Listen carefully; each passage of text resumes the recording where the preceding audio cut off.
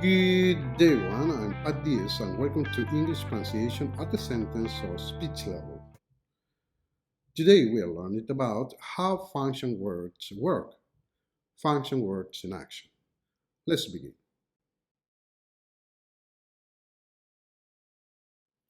Function words are very common in English. They are short words that help to complete the grammar of the sentence or message. The most important thing to remember is that function words are used mostly in the weak forms, leaving the strong forms to special uses, as we will see in this lesson. Let's see how they work. The first function word is the word a. This word has three possible pronunciations.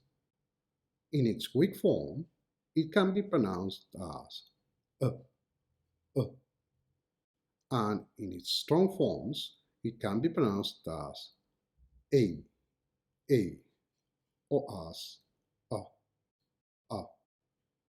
So we have a, a, a, a, and a, a. In this very sentence, we can have the two possible forms. Listen carefully. A cheetah runs faster than a lion.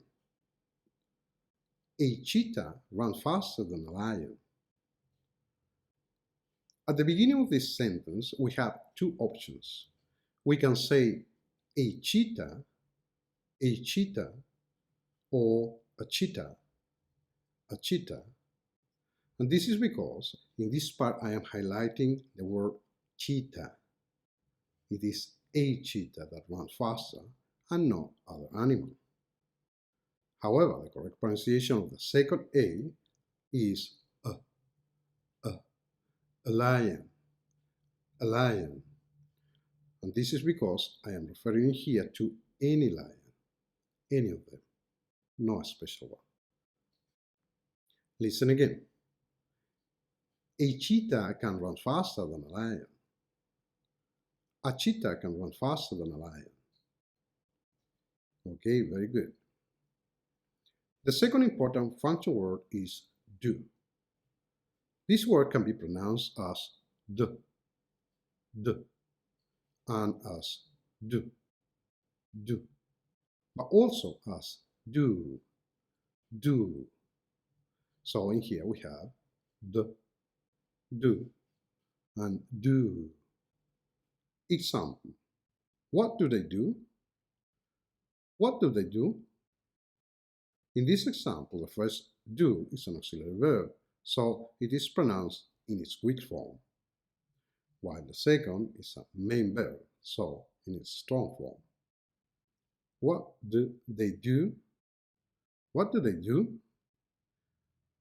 Now, in this second example, what do all they do? The first do is followed by a vowel sound, so it is pronounced as the second weak form, do. And the last one is in its strong form. What do all of them do? What do all of them do? Okay, number 3, some. This word can be pronounced as some in its weak form, and as some in its strong form. So, some, and some. In the first example, we are going to use the strong form. Can I have some? Can I have some? That's because in here the word some is at the end of the question, and it is important for the meaning of the sentence. Can I have some? Can I have some? Now in the second example, have some more cake. Have some more cake.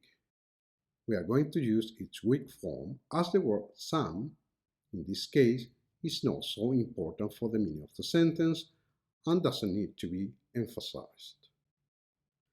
Can I have some? Can I have some? Have some more cake.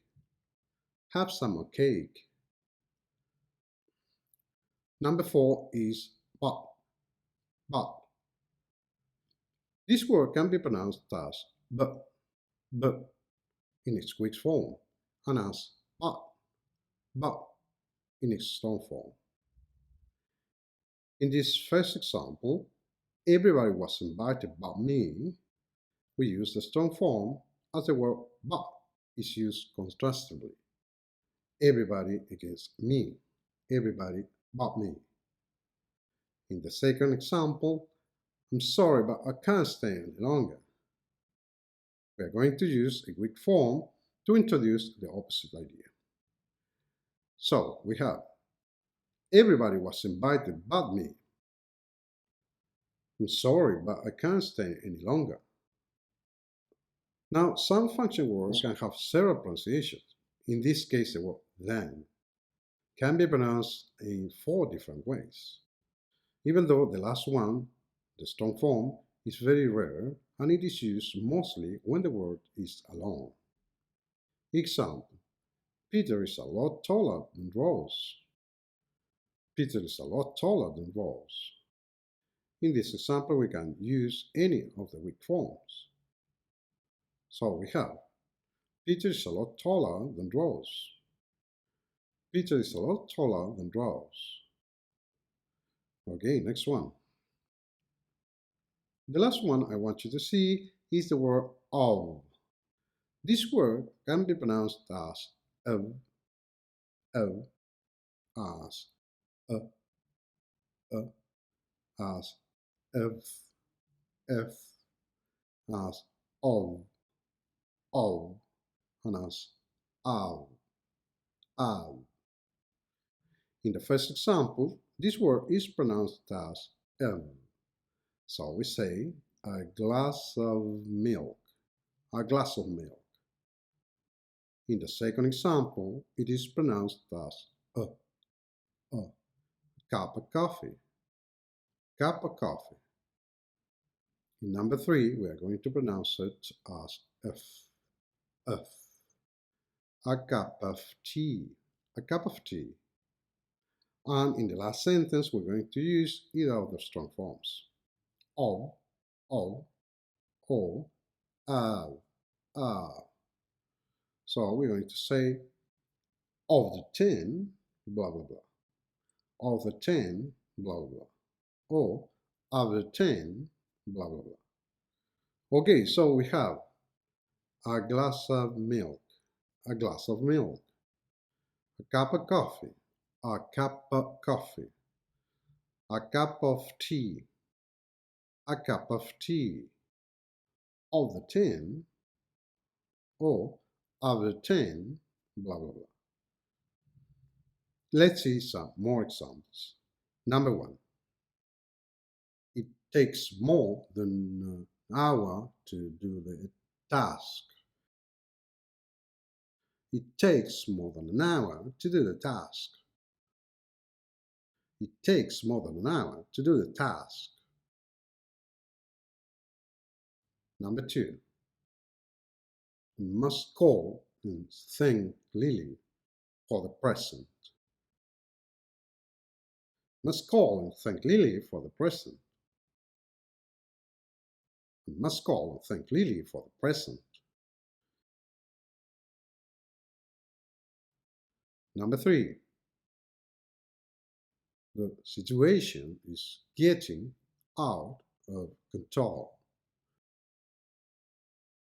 The situation is getting out of control. The situation is getting out of control. Number 4. Stop talking and listen to your mother. Stop talking and listen to your mother. Stop talking and listen to your mother. Next one, number 5. Cars must not park in front of the entrance. Cars must not park in front of the entrance. Cars must not park in front of the entrance. Number 6. We still have some juice in the jar. We still have some juice in the jar. We still have some juice in the jar. Next one. Can I take you out for dinner on Friday? Can I take you out for dinner on Friday? Can I take you out for dinner on Friday?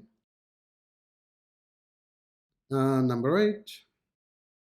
Did you want to go to the movies? Do you want to go to the movies? Do you want to go to the movies? Okay, good job. So remember, function words normally sound lower and less stressed than other words in the sentence.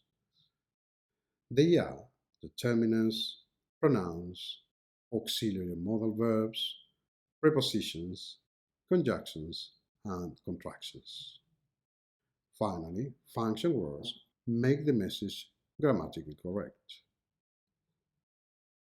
Okay, so function words check. In our next lesson, we are going to learn about the last feature of volume, focus stress. Well, that's all for today. Keep practicing. See you next time. Bye for now.